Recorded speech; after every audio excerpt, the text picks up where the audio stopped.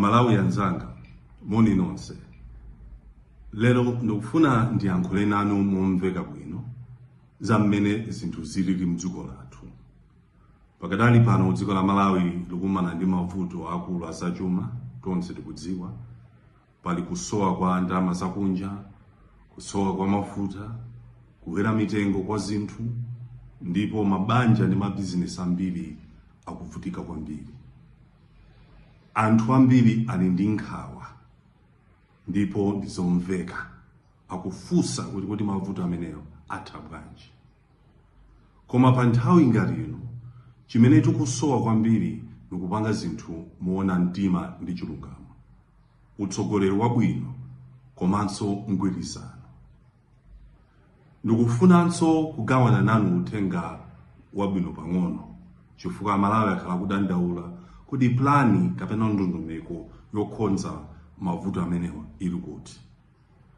Monga ndakhala ndikufotokoza kale, mabungwe othandiza mayiko monga African Development Bank, United Nations, World Bank Group, pamodzi ndi boma lathu la Malawi, apereka malingaliro ofunika kwambiri otchedwa No Time to Waste, Policy Priorities for Malawi's Recovery.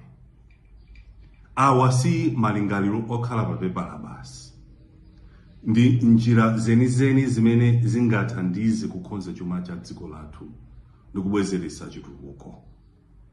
Ndi chifukwa chake ife tikufunsa, kodi boma likupanga chani pa plani imeneyi?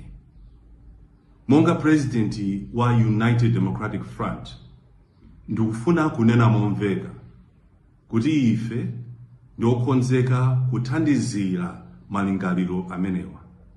Chifukwa malingaliro amenewa ndi ndondomeko zimene zikugwirizana kwathunthu ndi plani yathu ya Business First Strategy, komanso manifesto yathu ya chipani cha UDF, yolimbikitsa mabizinesi, kubwezeretsa chikhulupiriro pa chuma ndi kupangisa kuti ntchito zipezeke. Koma tiyeni tinene zoona, kukonza chuma chathu sikukhala kophweka. Zikufunika kupanga zisankho zolimba monga mmene zinthu zilili mu plani imeneyi. Monga njira zimene zakonzedwa kugwirisira bwino ntchito ndalama zaboma, kusintha dongosolo la misonkho, kukonza ngongole za dziko, komanso kuthetsa katangale amene wafika povuta kwambiri, kubweretsa njira yabwino yosinthira ndalama yakunja, ndiponso kuonjezera ndalama zakunja zomwe zikulowa mdziko lathu. Zinthu izi ndizofunika kwambiri ngati tikufuna kuthetsa mavuto amenewa komanso kupita patsogolo. Koma ndikufunanso kukumbutsani kuti Malawi inakumananso ndi mavuto ngati awa kale, ndipo tinapambana. United Democratic Front ili ndi upangiri pothana ndi mavuto ngati awa.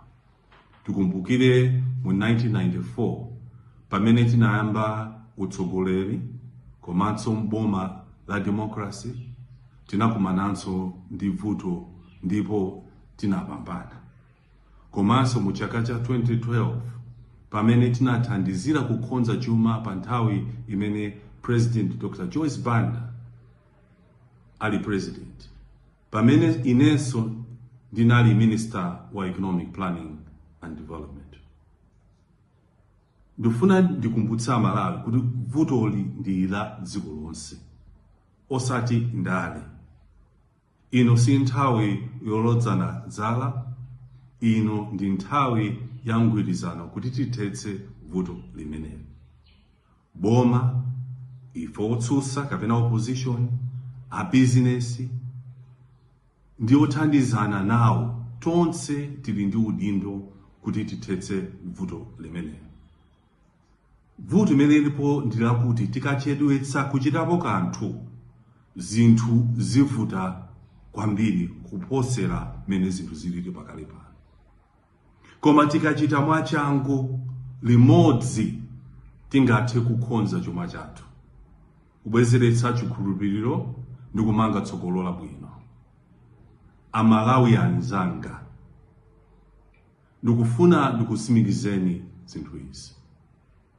United Democratic Front ndiyokonzekera kugwira ntchito limodzi ndi aliyense chifukwa dziko lathu ili pamoto, ili pamavuto. Koma mu umodzi titha kupambana. Koma tiyenera kuchitapo kanthu tsopano. Nthawi yachedwa kale, mfake ndikubwera lero kuzakupemphani kuti tiyeni tionetsetse kuti tikonze mavuto amene ali mdziko muno. Zikomo kwambiri, Mulungu akudalitseni, Mulungunso adalitsenso Malawi.